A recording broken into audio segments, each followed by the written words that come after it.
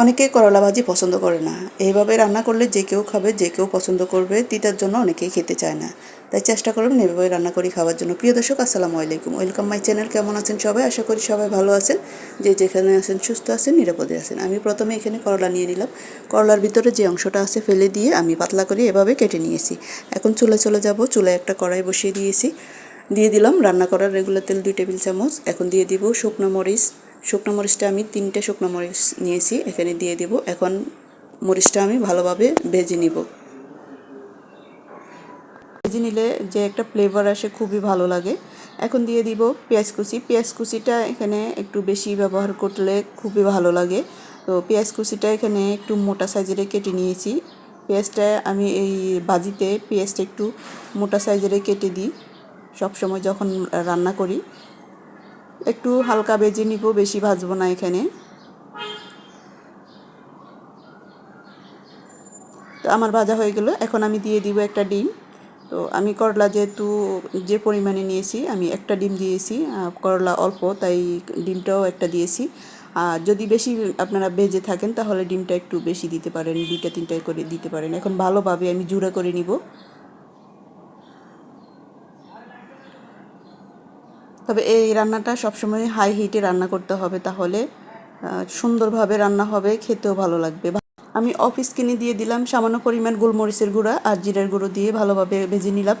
এখন ভালোভাবে আমার ভাজা হয়ে গেল। এখন মাঝখানে আমি একটু জায়গায় করে নিলাম। এখন করলাগুলো দিয়ে দিব। করলাগুলো দিয়ে অপেক্ষা করব। তবে করলাটা এখানে বেশি লাড়াচাড়া করা যাবে না। যত বেশি লাড়বেন তত বেশি দিতে লাগবে, তাই করলাটা বেশি লাড়া যাবে না। এখন দিয়ে দিব স্বাদ মতো লবণ।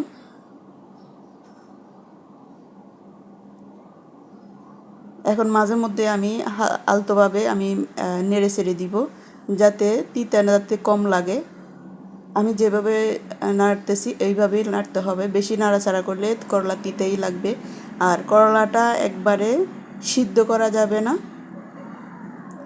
এভাবে কিছুক্ষণ পর পর এসে নেড়ে ছেড়ে দিতে হবে। তবে যে করলার মধ্যে যে পানিটা আছে, পানিটা শুকিয়ে যাবে। করলাটা একটু হালকা কাঁচা কাঁচা থাকবে বা আধা সিদ্ধ থাকবে।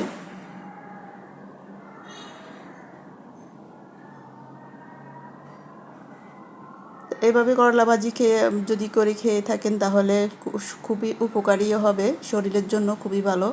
আর করলাটা আমরা সবসময় জানি করেন না, তবে এভাবে যদি রান্না করে খাবেন, খেয়ে দেখবেন একটু তিতা লাগবে না, খেতেও ভালো লাগবে। আর আমাদের 30 রোজাতেই আমাদের করলাটা বাছতে হয়।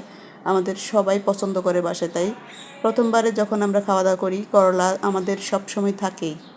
30 রোজা আগে পরে যতটুকু খাই, কিন্তু ভালো লাগে। তো আমার এই রেসিপিটি আপনাদের কেমন লাগলো? যদি ভালো লেগে থাকে লাইক কমেন্ট শেয়ার করে দিবেন। আর যারা খান নাই একবার হলেও ট্রাই করে দেখবেন, খুবই ভালো লাগবে। তবে এই রান্নাটা হাই হিটে রান্না করতে হবে। হাই হিটে রান্না করলে দ্রুতভাবে হয়ে যাবে। আর এই ভাজিটা রান্না করতে হবে যখন আপনি খেতে বসবেন, খেতে বসার 5 মিনিট আগে, যাতে আপনি চুলার থেকে নামিয়ে সাথে সাথে খেতে পারেন। ওইভাবেই যদি রান্না করে সাথে সাথে খেয়ে থাকেন, গরম গরম খুবই খুবই ভালো লাগে। তো আমার হয়ে গেল মজাদার রেসিপি করলা ভাজি। আপনাদের এই ভাজিটি আমার কেমন লাগলো যদি ভালো লেগে থাকে লাইক কমেন্ট শেয়ার করে পাশে থাকবেন। সবাই সুস্থ থাকবেন, ভালো থাকবেন। পরবর্তী আবার যে কোনো রেসিপি নিয়ে যে কোনো ভিডিওতে হাজির হব। সবাই ভালো থাকবেন। এই পর্যন্তই, আবার দেখা হবে। আল্লাহ হাফেজ, আসসালামু আলাইকুম।